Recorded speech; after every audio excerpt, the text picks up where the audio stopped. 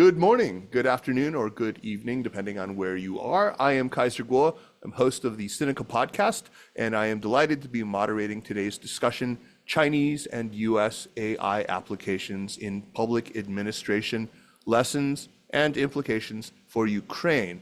First, I'd like to thank the Ukrainian Platform for Contemporary China, the Ukrainian Association of Sinologists, and the Center for Slavic, Eurasian, and East European Studies at the University of North Carolina, Chapel Hill, for organizing and sponsoring today's event. And of course, my deep thanks to Vita Holod, who of course, once again, is instrumental in organizing this series. This is the last in a long series of programs that we've done about the future of Ukraine and its relationship to China. So on Sinica, artificial intelligence has been a frequent topic, of course, in recent years. I had a lot of work experience related to it. I had the privilege of working very closely with a leading AI scientist, Andrew Ng, when he was at Baidu. But almost always when we have discussed it, it's been in the context of the two countries that have produced the leading models and the leading companies, the United States and China, of course. We have looked at generative AI on the show, at national AI strategies, at AI governance frameworks, and at the geopolitical implications of AI leadership. But today we really want to broaden that lens. We want to pull out a little bit and look at how other countries, and especially Ukraine, are thinking about AI. Our focus today will be on public administration, how AI is being applied in the public sector. Around the world, of course, governments are experimenting with artificial intelligence in ways that go far beyond the hype around just chatbots and generative text. In China, initiatives like the city brain system use AI to do things like manage urban traffic, to optimize energy use, to enhance public safety. The grid is using this very extensively on energy grids. In the United States, agencies are testing AI to streamline public services, to automate benefits processing, and even to assist in legislative analysis.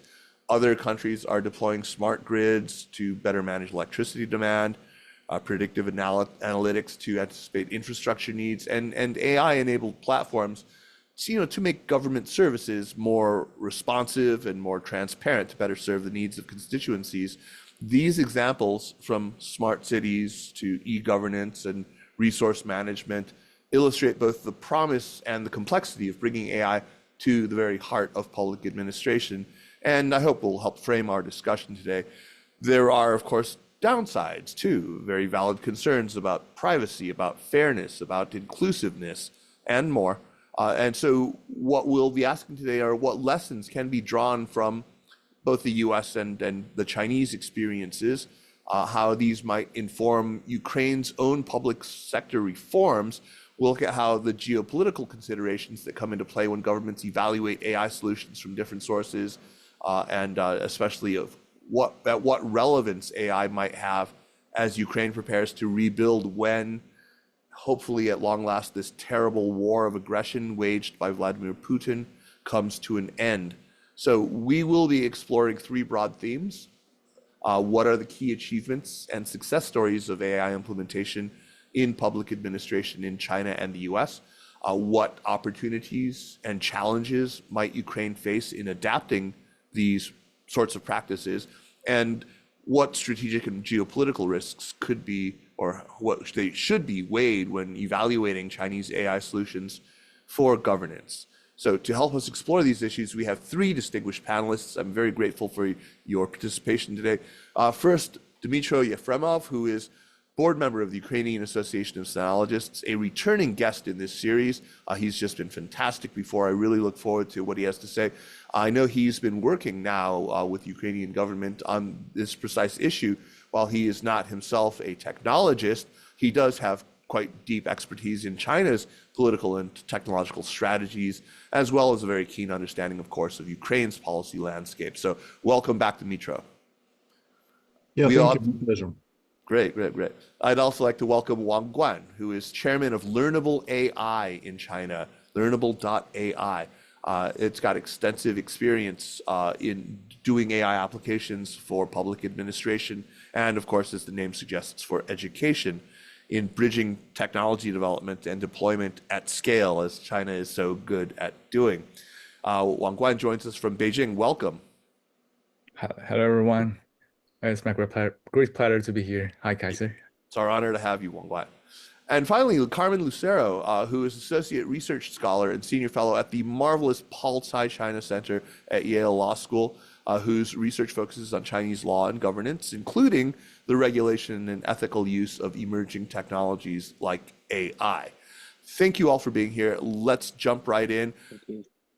Welcome, Carmen, and really great to have you. Dimitro, let me start with you and with a really basic question. How much of a priority is AI right now for the Kyiv government? I mean, it strikes me, and probably most outside relatively uninformed observers, that for purposes of national survival right now, yeah, the huge priority, of course, would be on defense applications, naturally. And AI has many defense applications. These are worrisome in many quarters. But, you know, when I think about it, Volodymyr Zelensky still has a large modern country to govern right now, war or no war. You know, he faces resource constraints, manpower shortages that maybe AI could help out with. So talk about what the priorities are right now when it comes to AI for the Ukrainian government. Yeah, thank you, Kaiser. Ukraine views artificial intelligence for sure as a strategic tool, and for sure we would like to make our public administration more effective. We expect that artificial intelligence can make it more cost-effective, like cheaper, and also more citizen-oriented. We have a very progressive team in our governmental body designed to regulate and facilitate this area, which is called the Ministry of Digital Transformation. So the team which is working there is really effective, really progressive. It's young programmists, young scientists, young administrators who are very successful in digitalization of Ukrainian public services. And also they will be responsible for the introduction of artificial intelligence in public administration in Ukraine. So it is they have already developed a regulatory roadmap, which is designed to formulate how Ukraine would like to regulate this sphere. And they also have issued an artificial intelligence white paper, where it is Ukraine is envisioned as a digital nation that adopts some innovative solutions, maybe faster than many other peers. And the government's approach is deliberately bottom-up, aiming to prepare businesses, society, and also state institutions for artificial intelligence before introducing it in strict regulations. The Ministry of Digital Transformation and other expert community sees a lot of opportunities for Ukraine in introduction of artificial intelligence. First of all, they think about AI as a first mover advantage. So by acting early, Ukraine expects to modernize services and also streamline bureaucracy and improve decision-making processes. And this also could enhance transparency, maybe for citizens and for business in the same time, and also safeguard them somehow. Also, among opportunities are learning from global leaders, including China. China's large-scale deployment of artificial intelligence in government, in public services, is already obvious, and it offers lessons in scale, in integration, in technical efficiency, and so on. So Ukraine can successfully, or not maybe successfully, but selectively adapt to these practices, especially in areas like smart service platforms, maybe also predictive analytics, and also automated administrative procedures, something of that kind. Also, the opportunities at developing domestic artificial intelligence capacity. For sure, it's a very expensive process, but Ukraine is already accumulating some artificial intelligence experience, especially in military sphere, in Right. security applications due to the ongoing war. And this experience, for sure, could be translated into innovations for civilian government, for maybe crisis management, and also for cybersecurity. Also, as an opportunity, it could be some flexibility before full European Union alignment. So as far as Ukraine is going to be a member of the European Union and proceed forward with European integration, we have to take into consideration those regulations which exist already in the European Union. European Union is not so successful in introduction of AI as, for example, China or the United States, but in the same time, European Union has already issued a lot of regulations for artificial intelligence. Right. So I don't for want to let you get too far ahead because I do have specific questions that I want everyone to weigh in about the regulatory framing, looking specifically about the EU, China, and the United States in terms of AI regulation. But you've already anticipated a second question that I had for you, which was, to really, as you say, you've got a lot to look at with the United States and China. China, especially as you mentioned, has been very successful in scaling up and scaling out implementation of AI across many areas, including in public administration. So from this comparative perspective, looking, and here we're going to wait a little bit and put a pin in talking about regulation, but looking at the actual deployment at scale and the implementation of models, what are some specific applications that are from China and from the U.S. that stand out to you in terms of their suitability for the Ukrainian circumstances, but also how would you compare them, the U.S. and China? And I'm also curious as to whether you think that you'll be in a position to be able to sort of pick and choose between and among these different providers when there is so much, rivalry in that space right now.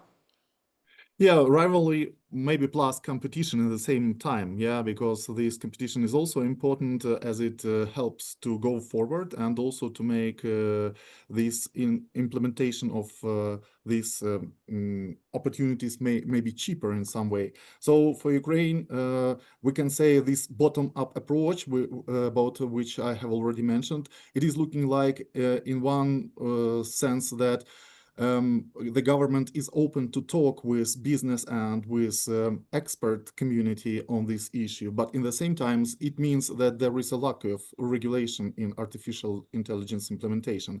And this means that some ground level businesses can introduce these artificial intelligence solutions themselves. And the government do not know nothing about this. And then the moment will come and it will turn out that the security issues are already on the table, that the communication issues are already on the table, the data storages issues are already on the table, and government knows nothing about that. So they try to build some code of conduct. I mean, the government and those who are more innovative and looking to introduce these artificial intelligence solutions. And this code of conduct is built on the dialogue between private business and government. At least it is a strategy, it is an approach that government officially expresses. And then after that, they will try to formulate some legislation and introduce this legislation into the parliament and maybe create some laws that will regulate. But in the same time, they want these regulations to be much, not much, but a bit lighter than those regulations which exist or already adopted in the European Union. And using this difference between the Ukrainian national legislation and European Union, Ukrainian government would like to have this gap of competitive advantage, and using this gap like to introduce some solutions, some options which are not available in Europe but could be available in Ukraine, and convert in this way Ukraine to some bridge for introduction of artificial intelligence solutions, maybe not just from the US, but also from China. And in this way to advance Ukrainian competitive advantage, business advantage, governmental advantage, and get maybe additional funds, additional yield for Ukrainian GDP. Thank you very much.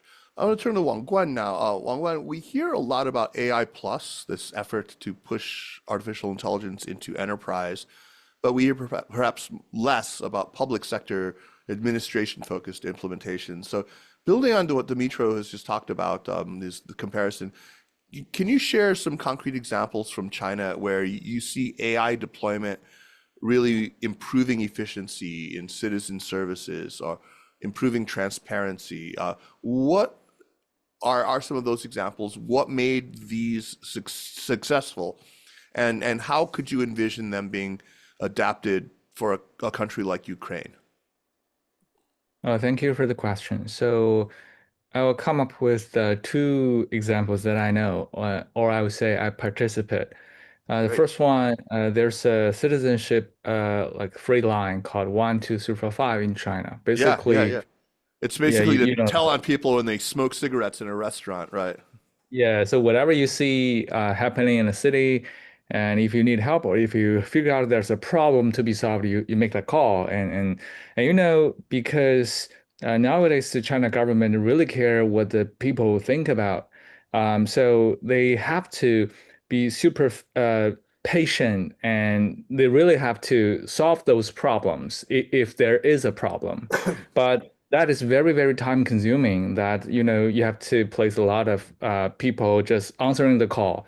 And, when there is a real problem, many people will make that call. So you have to like pick up a call for the same thing for like 30 times, 40 times. And that is really, really labor incentive.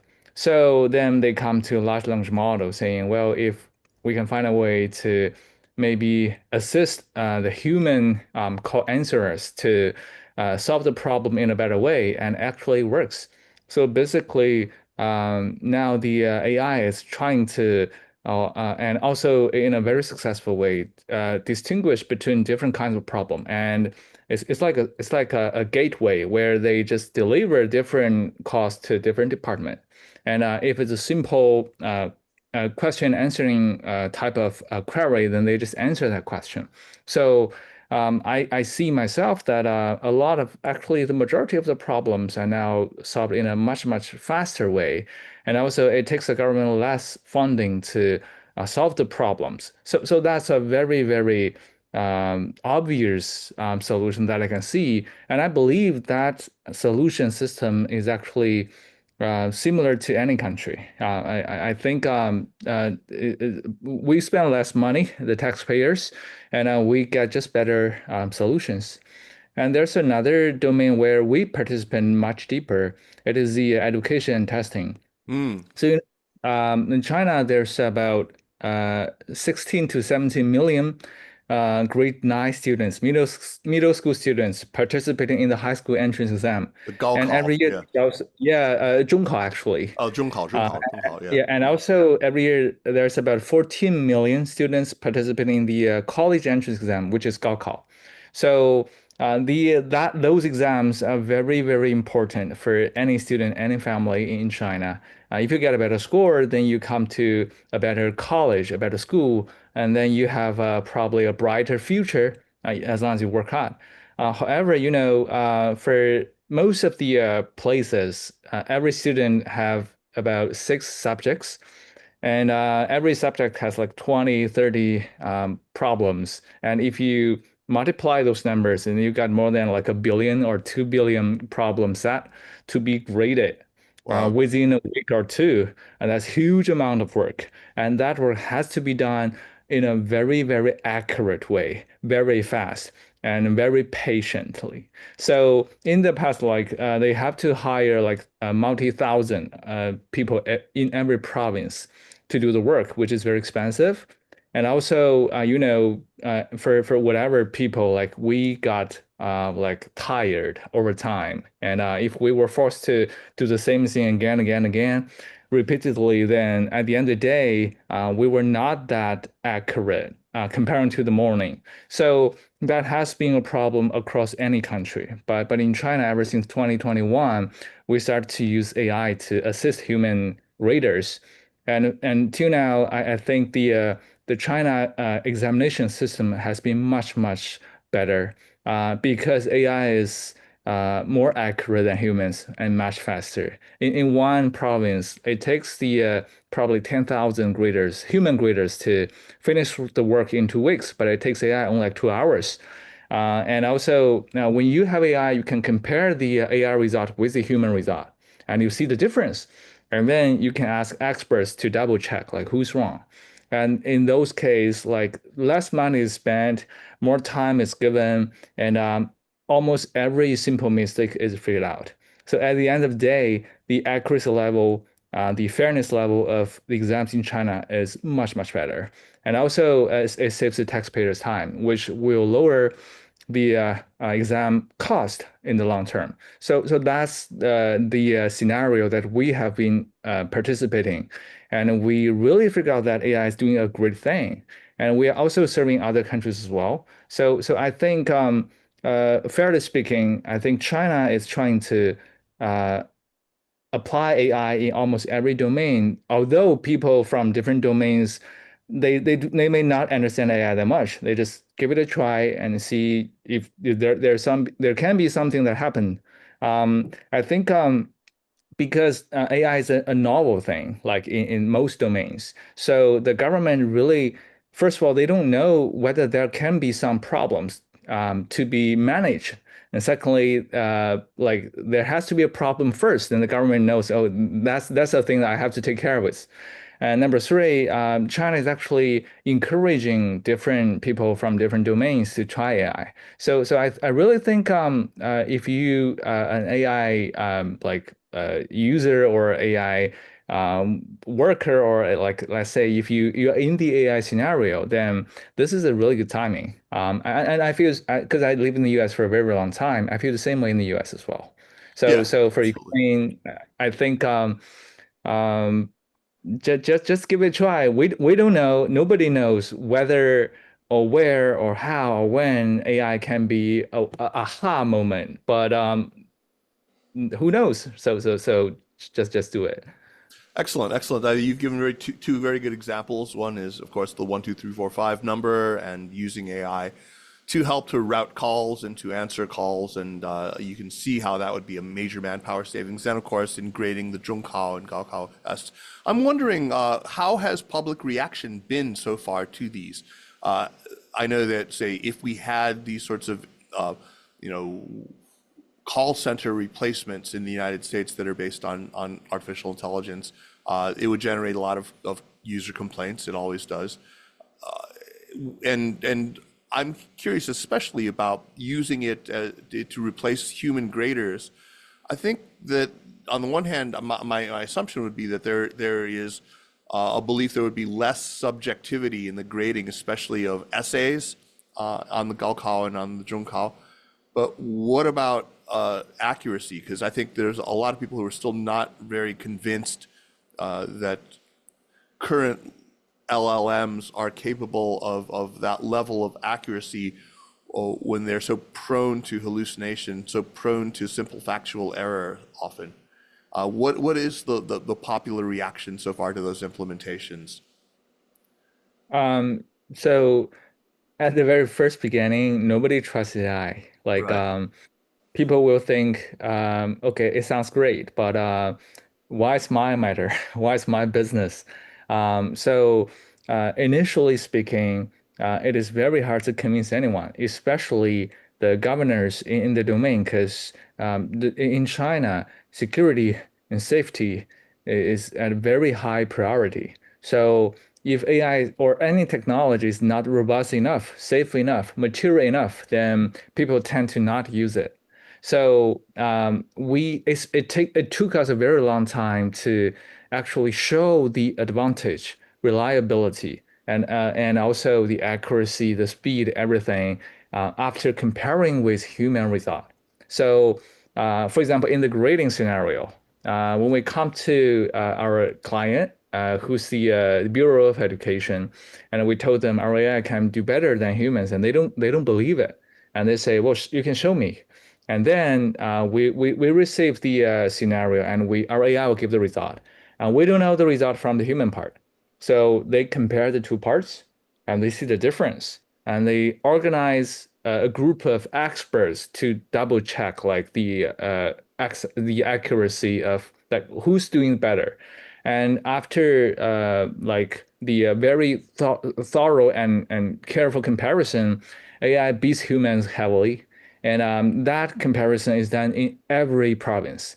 They Wow. have to see it by themselves that AI is good enough, trustworthy enough, and reliable enough. Then they start to use it. And for the general public, I think people are very curious about AI, especially large language model. But the only difference they will feel is that the actual result they get becomes better, becomes faster, becomes cheaper, and becomes more accurate. And actually, in many places, people they don't even know there's AI behind the service they received. So I think so for example, for the market, like when you come to some markets in Beijing or in Shenzhen, you're probably gonna see some humanoid, some robots, like playing with you, and Yeah. Yeah. you see the young kids like wandering around and look at the robot, trying to touch it and talk to it. So I think so. Although I have to be very honest that AI is not mature in most scenarios, it is too early stage for complicated things. It is most of the time not that trustworthy. But I saw people, they are very open to AI at the moment. So as Yeah. long as AI is not causing troubles, then it's fine. I've often commented about how China seems sort of culturally to be a little more open to, less fearful of technology, and a lot of that has to do with just sort of their historical experience over the last 40 years of just seeing their material lives improve in lockstep with the improvement of technology around them. And it's a very different scenario than what we see in much of the West. Carmen, let me turn to you now. You've been patient for me.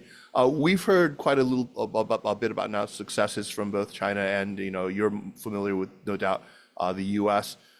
From this legal and governance perspective that we had hinted at earlier, and that I said I would get to, there are big differences in regulatory approach between the two countries, the US and China, when it comes to AI in public administration. What are some of those differences, and how might those differences shape what's feasible or what's desirable for a country like Ukraine looking at AI solutions from both and looking at regulatory frameworks from both and from the EU as well? Yeah, of course. So I think the key differences sort of focus on the key institutional differences between China and the US, and that any country, Ukraine or any other country, has to adapt any sort of regulatory approach to AI, whether the regulatory goal is to sort of limit the harms of AI or to support the development of AI in any particular sector. Any approach has to be sort of catered to the institutional dynamics of that particular country. And so China, on paper, highly centralized, more hierarchical, while the US is a federal system. And so you see a lot of the regulations across, say, state governments and not necessarily just at the federal level. You also see a greater role for courts in the United States since it's a common law system, in terms of regulating various uses of AI and responding to different challenges that arise when there's conflicts or something like that. And so I think the key difference is just that you're gonna have very different institutional contexts in both countries, and that when it comes to, say, looking at the impact of any particular law or regulation, it really depends on the the context that you're looking at. And of course, both the US and China are very big countries. And so there's not just differences between the two countries, but also within both countries themselves. I think there's significant differences across geography. And so, one part of the country versus another part of the country, but also in terms of, say, resources. Some countries, I think, or some localities have a lot more resources, financial, technical, et cetera, that allow them, I think, to um, deploy more sophisticated tools and have more sophisticated means of sort of evaluating the efficacy of those tools, in both China um, and the US. I think there's also some important similarities between the two countries. One is that I think in both countries, AI can either increase the capacity of agencies, of state agencies. This usually happens when it's implemented well. You have smart people that sort of understand, what are we really trying to do here? What are the metrics that we need? What are the sort of data points that we need, and are able to integrate it very effectively. You also have examples where AI actually does the opposite and decreases state capacity. You What see are some of those this. examples? I'm curious what you. So I think in the United States, for example, the most prominent is DOGE, the so-called Department of Government Efficiency, was sort of created with this idea that the government could save a lot of resources by replacing people with AI. And so as soon as the Trump administration came in, they created this new department and replaced a lot of human beings with young coders who would then, in theory, use AI to sort of replace a lot of government practices. And the result is that it doesn't matter how smart you are or how much AI you have, if you don't have sort of institutional knowledge or an understanding of what kind of information, what kind of integration you need to really perform different kinds of services in different kinds of contexts, then you'll fail. And so the result has been zero cost and savings, essentially, and a significant decrease in the capacity, in state capacity, across various agencies that have been affected by these firings. And in China, I think it depends on, I suppose, the sort of sophistication of the rollout of the AI. So I think there's a broad spectrum between, say, like Hangzhou's smart cities, or Hangzhou's like a city brain, and the extent to which they've been able to integrate different data platforms for the sake of traffic logistics, or the many examples that you gave before, and say maybe a city in rural China that recognizes that AI is a hot topic, and so they use the label of AI but don't necessarily have the personnel or the data center capacity or whatever to actually roll out AI in the same way. And so that Right. AI is just an extra step for the bureaucrats, something that they have to sort of look like they're doing, and it ends up adding more of a burden, more cost, more time, for the bureaucrats rather than saving time. Yeah, Chinese Um, KPI culture, as I'm very familiar with. exactly. The other key similarity, I think, is it's in both countries, it's blurring the distinction between public and private.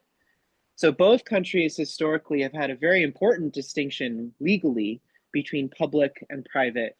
So in the US, you would have a lot of due process requirements and transparency requirements that could apply to, say, state use of a technology or state action in different contexts, whereas the private sector is maybe less regulated. And China traditionally has been the opposite, where you have the government with a lot of regulations around private sector use of different kinds of technologies or private sector engagement with the public in different contexts, but not as much, at least, transparent regulation of government entities.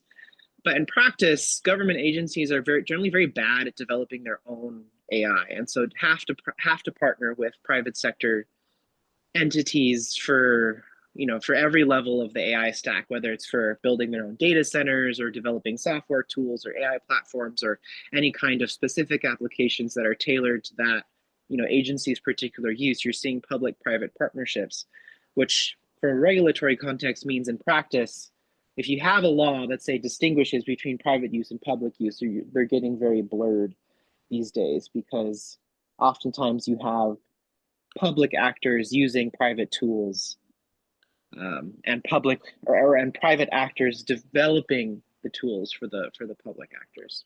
It's a partnership that should work theoretically. I mean, because you have the technological capabilities brought by the private sector, you have the data that the public sector actually has, which ideally there should be complementarity. Dimitro, I want to turn to you. Thank you very much, though, Carmen, for that. That was excellent. Dimitro, you've heard now about some very, very positive examples that Wang Guan talked about from China. You've heard some foreboding warnings about misapplications of different AI applications from Carmen here. Let's look specifically at Ukraine. What do you see as specific public services where you could get a quick win from AI adoption in Ukraine? What are the main opportunities for quickly adapting some AI applications or practices from either China or from the US to Ukrainian civil governance objectives that could yield really kind of quick wins? You asked a lot about examples and also in the previous question, and I've forgotten very important success stories which Ukraine already have in implementation of artificial intelligence in military sphere. So we are one of the leading countries who are weaponizing artificial intelligence, and maybe it is also a challenge. So, for example, Russians are quite skilled in using jamming systems to disrupt signal exchange between the military drone on the battlefield and its operator. And as a result, Ukrainian specialists were looking for some solution, especially using artificial intelligence to overcome this obstacle. And the idea was to train artificial intelligence with, for example, video images or picture images to independently identify and strike some important targets. And as far as I know, those experiments in the area are still ongoing, and the results are mostly classified, but some experts believe that artificial intelligence is already helping drones to hit those targets, especially in deep Russian, inside Russian territory. And it is hard to transmit signal for long distances in Russia, and it's sometimes impossible. So indirectly, we know that those cases are already happening, especially when drones are mistakenly hit non-military targets. And this indicates that this technology is already implemented somehow, but still it is very raw and maybe needs some more refinement. And this also poses not just technical challenge, but also ethical, let's say, questions about the implementation of artificial intelligence. So sometimes those technologies can be converted in something that is really challenging human behavior and human survival. And in this sense, the behavior of our government is also oriented to find the solutions to these challenges. We will look for European Union regulations which touch these ethical issues, and especially which integrate those human rights opportunities, human rights in maybe governmental use of artificial intelligence, and consider this knowledge, this experience we got from the battlefield when implementing in public sphere. The case which Guang Wang mentioned about using artificial intelligence when experimenting with government exams for entrance to the universities is also very promising. Ukraine is now digitalizing highly these higher education exams when entering to bachelor level, when entering to master level, and also maybe perhaps even to PhD level. These experiments are broadening, and I think it is really promising and good idea to introduce it in this sphere, because it is really labor-intensive sphere, which demands a lot of working load, and for sure artificial intelligence can help there. Also, we are looking for those solutions which can substitute bureaucrats, especially on basic level, and it will help to omit some challenges connected to ground-level corruption and maybe ground-level bureaucracy, which make public services working improperly. And the third sphere, which I would like to mention, is for sure healthcare. Those solutions which we observe in healthcare procurement, especially healthcare diagnostics on the long distances, and also in those areas where the war is now ongoing and that are under the permanent threat. So the artificial intelligence solutions are really helpful in this sphere. So I think this can be also a direction where our government can implement those decisions. The work in that sphere is just starting and no outcomes are exposed publicly, but I think it will be one of the directions where it could be working. Well, I think it's encouraging that they've already engaged people like you to be thinking about AI implementation now. Even we're all today is Thursday, August 14th. Next week, Presidents Putin and Trump will meet in Alaska. Unfortunately, without the participation of your president Zelensky, and we're all still hoping for a positive outcome from this, but I'm very, very worried. Let me turn back to Wang Guan. When artificial intelligence solutions, when they cross borders, say, for example, from China to Ukraine, what are the kinds of localization challenges a company like Learnable AI might expect? I mean, we'll leave aside politics for now. We'll leave aside, the problems of politics. And I'm thinking more, not just about things like legal and regulatory frameworks, but about things like data availability, about institutional culture, about even things like language, if that is not a solved problem at this point. What do you see as the kinds of challenges if you were to be engaged, for example, by the government in Kiev to introduce a solution like you've had right now with success for the middle school and college entrance exams? Thanks for the question. So let's assume we're now in the year of 20,000, 2000. So it's 25 years ago. So it is the first phase of internet stage. So if any company during that internet stage trying to cross the border to enter into a new market, what problem there can be? First one is the language. Right. So you just have to make your application accessible, understandable, readable by the local people. So localization is definitely the most important thing. And secondly is the law, the regulation, and you have to have a professional attorney team to understand like what can be done and what cannot in a new country. And number three, if you're using some novel materials like data, then data privacy, data security is also a case-by-case thing across different countries. So then we come to 2010, the beginning stage of mobile internet. And there's the same problems appear to all the mobile stage applications. And now we come to the AI stage. It's also the same problems. So I would say we do not consider AI as an application.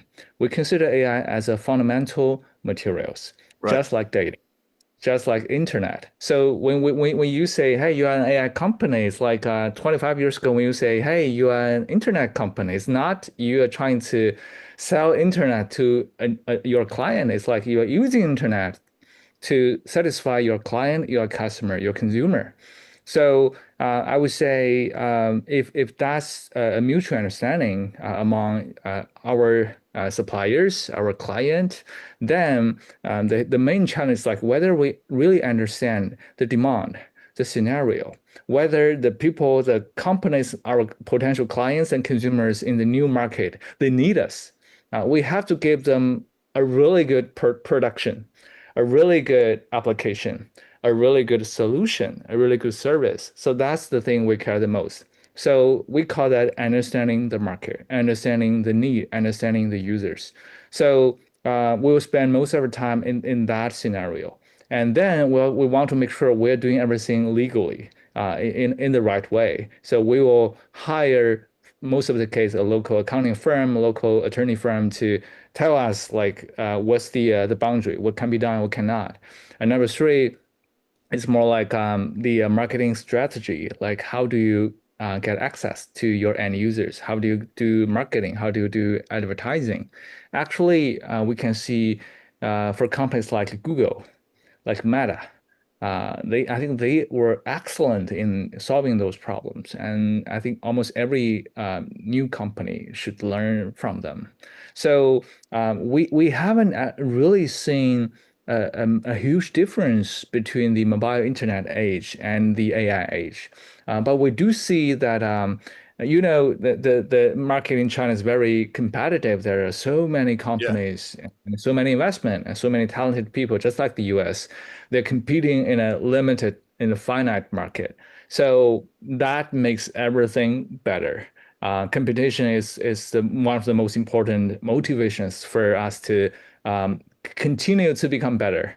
And when we enter into a new market, there probably is very little competition there. There probably are not that good AI companies there. Then most of the time, our solution, our application is just way really good to the people there. So I would say just treat AI as internet, and then I think every problem we have faced in the internet age can be solved again in the AI age. Yeah, the AI age does sort of solve or helps it significantly to solve one of the usual problems of localization, which is of course language.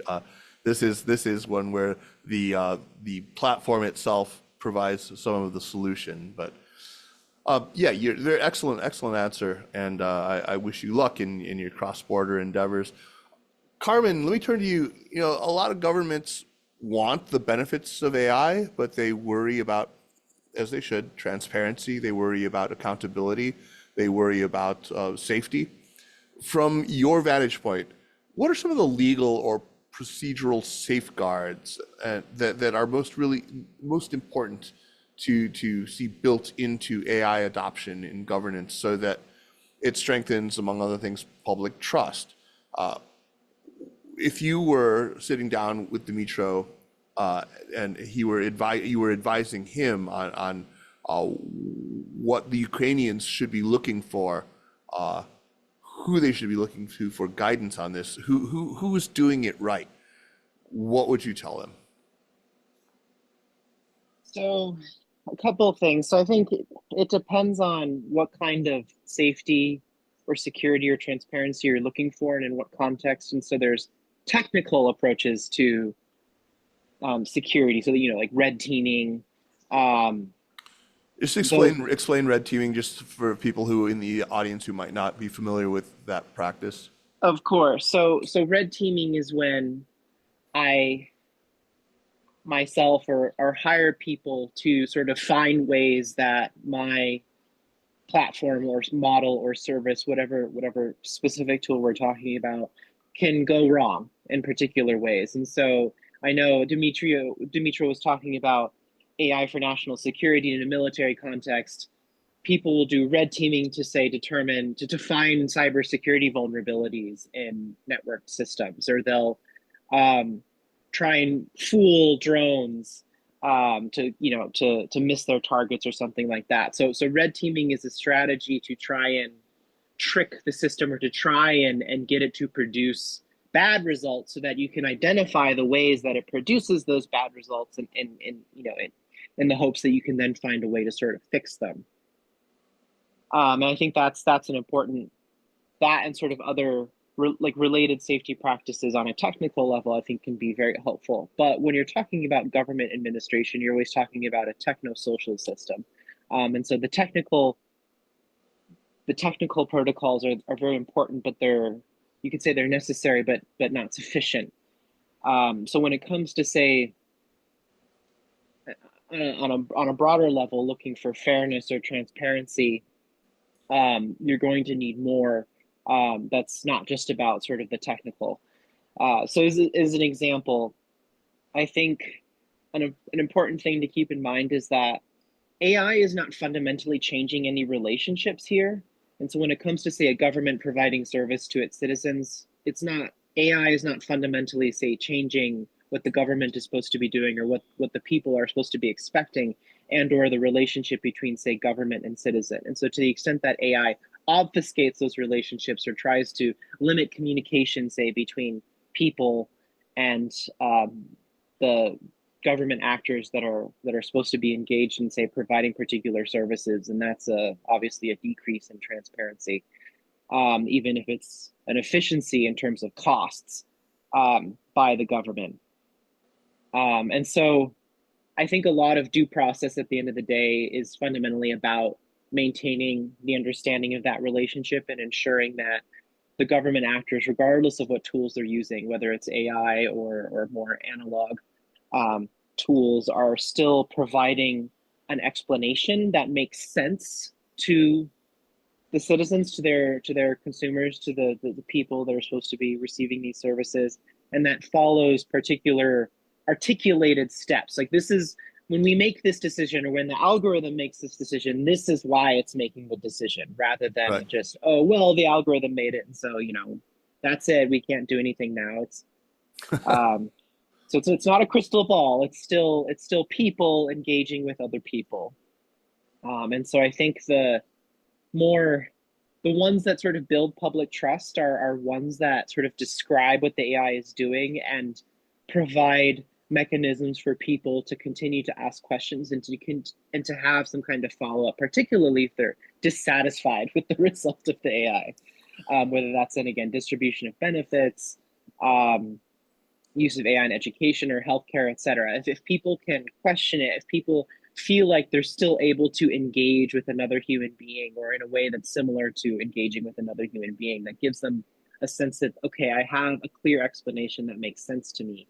Right. I think those approaches are better. Those, of course, are also the most difficult to develop, again, because it requires very sophisticated, not just technical, but also institutional actors, people who understand, oh, okay, well, this is what we're trying to do with this tool. This is what it can do right now, and this is what it can't do right now. And so how do we integrate this, while understanding what is it that our citizens or our customers are expecting from us, in an actionable way. Right. Carmen, maybe sticking with you here, give us some examples, at least one, from the US where AI adoption in public administration, in e-governance, either failed or significantly faced public backlash, and maybe what other countries like Ukraine might learn from that experience. Any glaring examples for you? Yeah, so there's the Doge example, of course. There's a lot of examples at the state level where state agencies have adopted AI tools in the name of efficiency or in the name of cost cutting that have backfired, and in many cases resulted in litigation. So there's a case, for example, I think in Michigan a couple years ago, where an agency responsible for distributing unemployment benefits used AI to determine who was committing fraud, like essentially which people were lying or otherwise engaging in fraudulent behavior when it came to applying for these benefits. And it was wrong a lot of the times, and there was no recourse for people, so they ended up suing in a class action and winning, and it ended up costing the state a lot of money because the class action was very expensive for them. So I think the key example there is, again, that the cost cutting, so temptation is very much there, but the AI isn't necessarily going to be better. It takes people in the agency to really sort of examine, is this working or not? I think the best uses of AI are ones in which smart people use it to make them smarter, rather than smart people using it to replace other people. I think the latter examples end up with unintended consequences. Right. As lawyer friends of mine like to tell me, it's not that AI will replace lawyers, it's that lawyers who use AI well will replace lawyers who don't use AI well. Yes. I want to go back to you, Dimitro. Look, there's a difficult geopolitical climate. There's still a lot of a sense in Ukrainian publics that China has enabled Putin to continue his war. How should Ukraine weigh potential Chinese technology partnerships against the risk of political leverage, against the risk of technological dependency? How are you thinking about that, and how are you advising the Ukrainian government on that, which certainly is a question you'll get? Well, yeah, that's really good question. But here, the dominating trend here is about European Union integration, European Union strategy and alliance for Ukraine, but not maybe collaboration with Chinese government directly.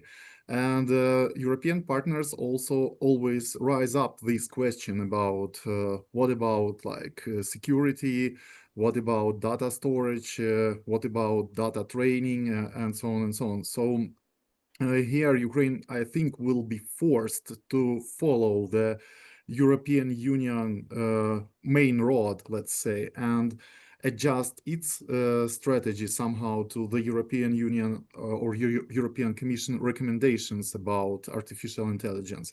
And European Commission is really progressive in this sense. They have already issued a regulative framework for that, and this framework is already expanding. And in the same time, there is some bias towards Chinese offers, towards Chinese opportunities of integrating artificial intelligence into not maybe just public administration, but also for private business solutions. And for sure, questions about data sovereignty are really important because many Chinese artificial intelligence systems, they store or process user data in China, where government authorities can legally access it. And this creates a lot of vulnerabilities also for foreign interference, and maybe also to undermine national control over some sensitive information. Maybe also there is a risk of training data. If models are trained on domestic data sets, it's one issue, and there is a possibility of sensitive or strategic information that can indirectly be transferred to Chinese authorities. We do not really sure that it never happens or cannot be happen or can be prevented. And maybe also the third point here is about ideological and informational integrity, because we know that Chinese artificial intelligence models can or may embed some state-driven narratives, also maybe filters, censoring filters or ideological biases aligned with some Communist Party values, and these also can influence the quality. For example, if we introduce artificial intelligence in higher education system, or maybe some influence the reliability of outputs, especially if it's military sphere, and also maybe have some politically sensitive contexts, especially in our collaboration with European Union. So over time, such influence could shape public discourse also in Ukraine, which is, as you say, Kaiser, is really negative towards China these days, because China is viewed as a supporter of Russia in the ongoing war. So some policy decisions in future will be very sensitive, and maybe also they will demand some public how to say, communication with public, and also creation of special mindset about which Guan Wang was telling in before. So people must be ready to approach to artificial intelligence solutions in public administration and trust to them. And this trust is also on the Chinese side, because China can or may present itself in different manner as an independent provider of these artificial intelligence solutions. And maybe only in that case, some trust in the European countries can be built towards Chinese artificial solutions. Nevertheless, they are really cost effective, and they are really fast, and they are really, well, forward-looking compared to those solutions which European Union countries have developed yet. Yeah, it's the same dilemma that they faced in, many parts of rural America about installing Huawei network gear, right? It's an incredibly effective, very cost-effective solution, but there are these supposed security risks. Now, when it comes to Chinese AI, once again, we see cost effectiveness, but we also see kind of this open source portability of these things. You can actually download and run DeepSeek R1, and it doesn't embed a Chinese political narrative, because the filtration seems to be happening at the output level and not in there's still, these other problems that you say. I mean, do we know what data set it was entirely trained on? We don't. There are a lot of things that we don't. But Wang Guan, there countries like Ukraine that might see limited budgets. They will be looking at Chinese AI systems that ideally will be designed to remain secure, while still remaining very scalable. I think there are probably models from China that illustrate how to achieve that balance right now. From your perception, from your perspective, working in China's AI sector, what do you see as the really common misperceptions that foreign governments have about Chinese AI solutions, and how would you offer them, some modicum of assurance about those questions that they have? First of all, I think AI doesn't have a nationality. So the fundamental technology basically are all transformers so far, which is a paper called Attention is All You Need back to 2017, written by 8 people initially from Google back to then. And so regardless of OpenAI's GPT, DeepMind's Gemini, and also DeepSeek and other or any like large language models like people have ever heard of, they are actually quite similar to each other. Probably the main difference is data set. Like for a Chinese firm, because if their target market is the China market, then they have to make sure their Chinese data set is significantly better and efficient and also higher qualitative so that the result that their model can generate to Chinese client can be better. And for a US entity, let's say, for Anthropic, because probably the majority of their users speak English or Spanish, then they probably just spend more money and time and energy and resource on those data set. So to me, or I believe to most AI researchers, that's the major difference. And secondly, as I mentioned earlier, that AI it will not be a product. AI is a fundamental materials, just like electricity, just like internet, just like data. Because open source is a really good thing. We really appreciate deeply, and we also participate and contribute to the open source ecosystem.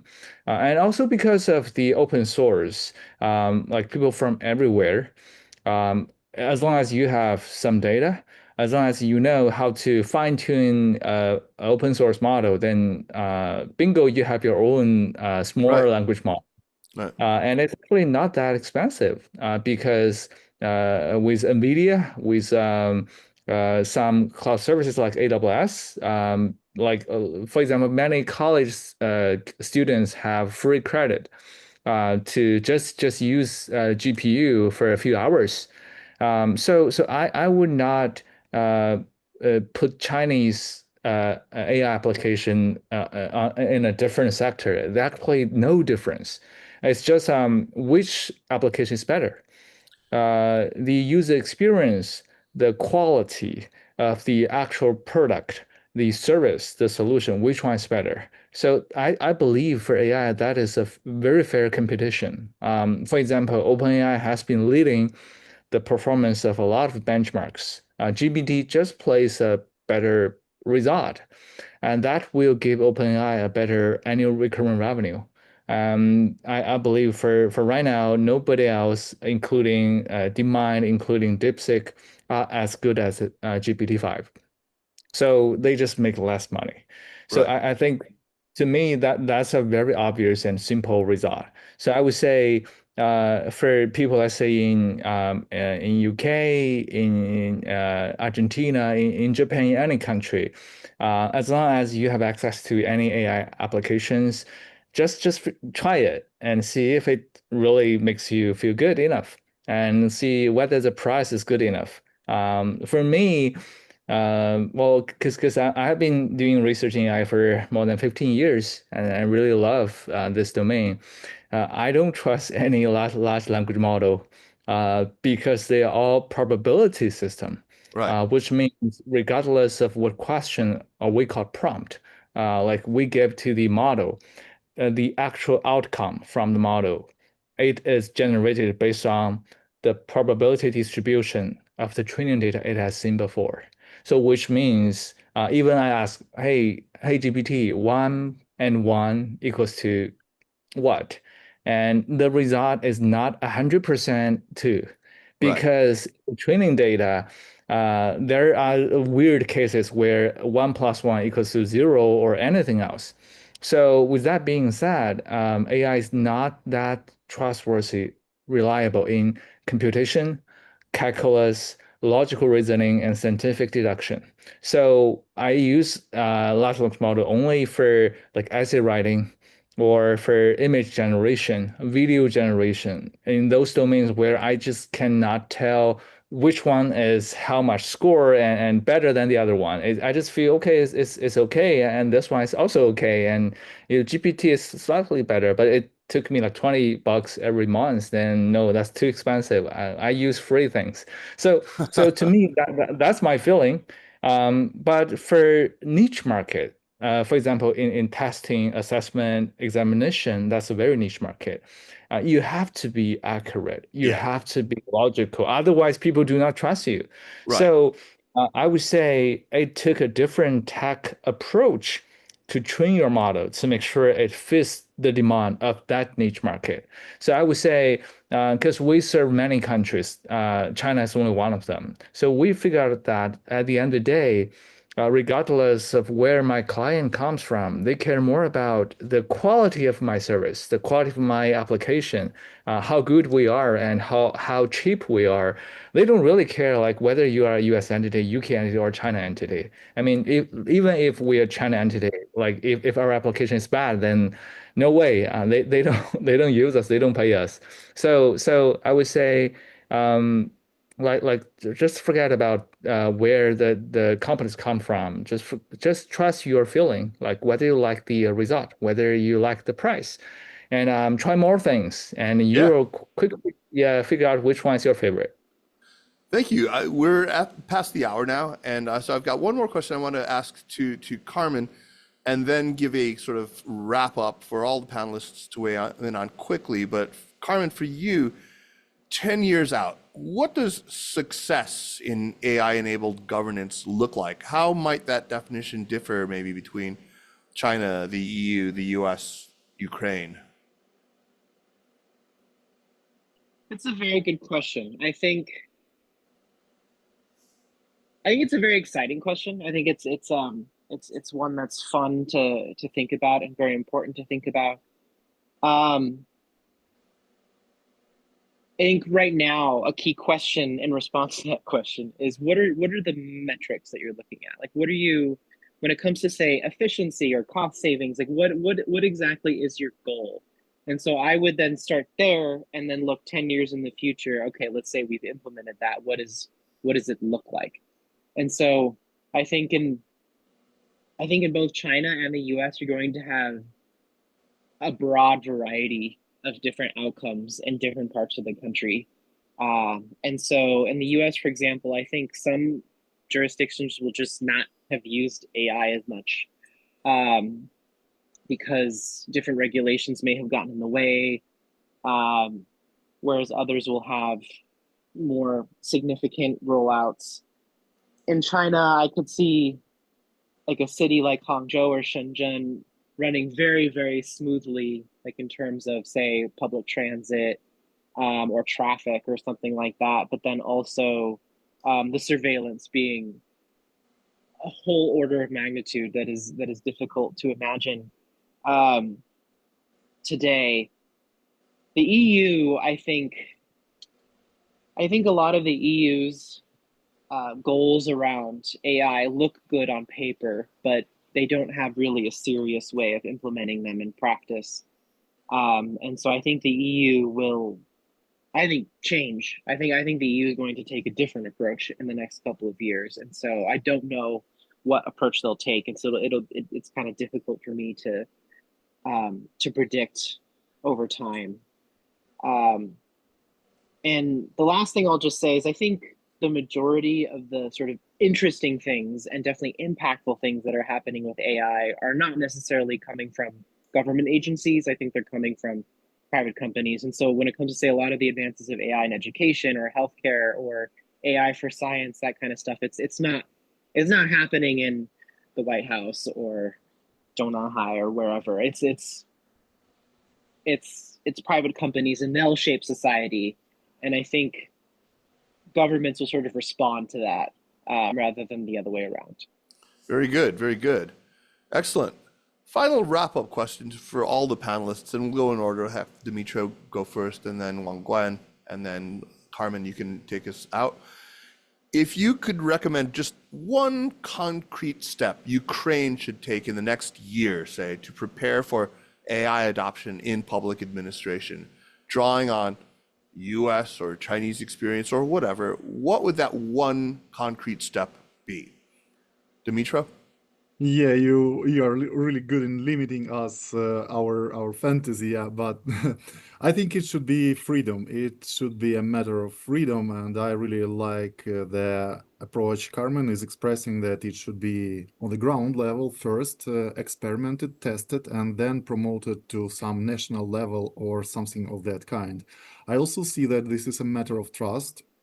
Unfortunately, Chinese solutions and Chinese offers are not really trusted, and more trust should be built.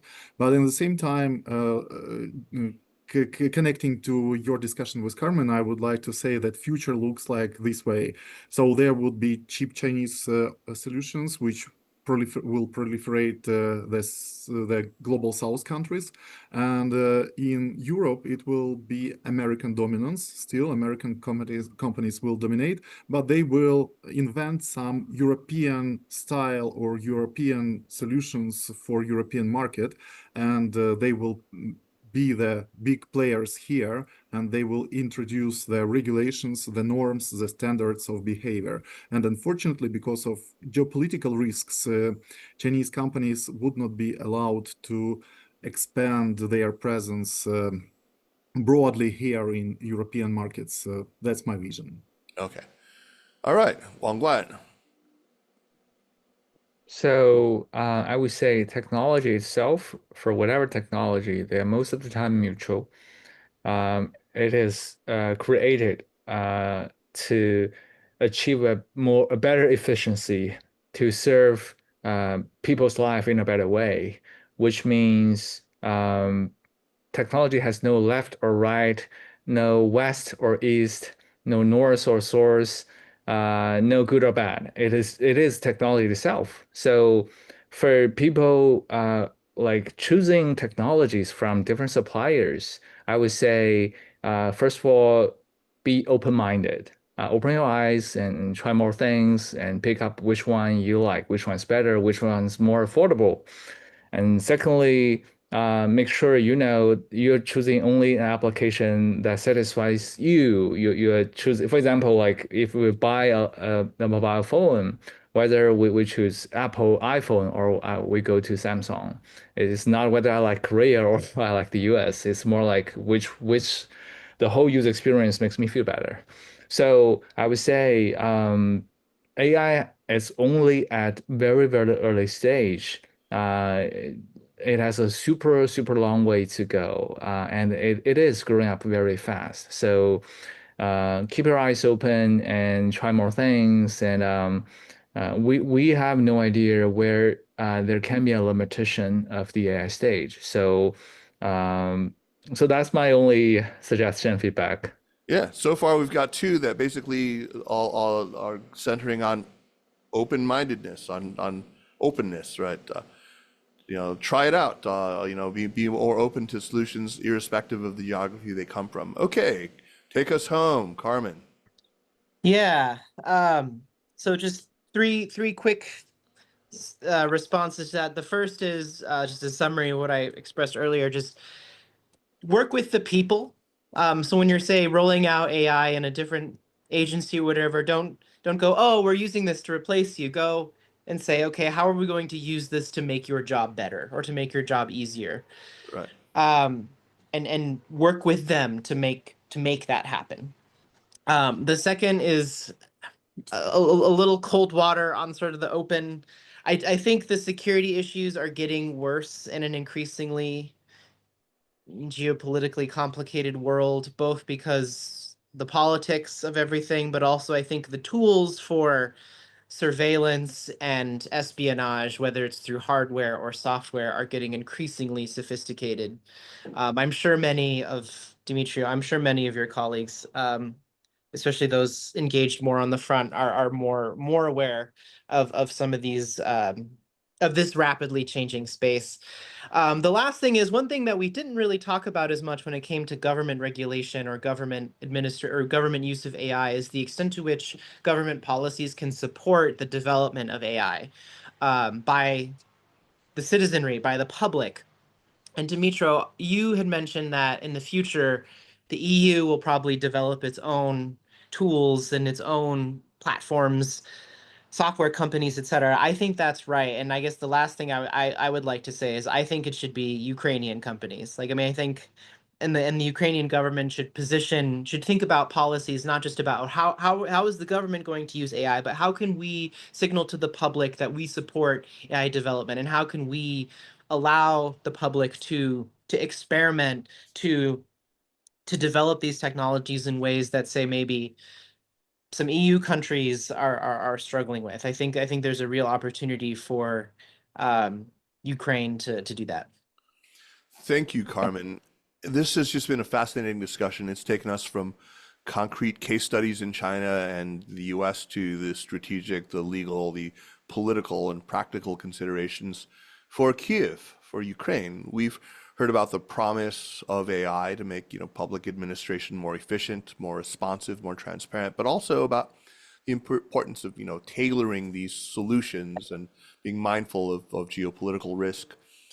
My heartfelt thanks to our panelists, to Dmitry Yefremov, to Wang Guan, and of course to Carmen Lucero for sharing their expertise, and to our organizers and sponsors, especially to Vida Holod for making this conversation possible. Vida, safe travels. I know you're flying back to Kiev this afternoon. Thank you all for the people who attended in the audience live for joining us. I hope today's discussion sparks further thinking and collaboration on how AI can best serve governance and public administration in China, in the United States, in the EU, in Ukraine, and beyond. Thank you all for joining.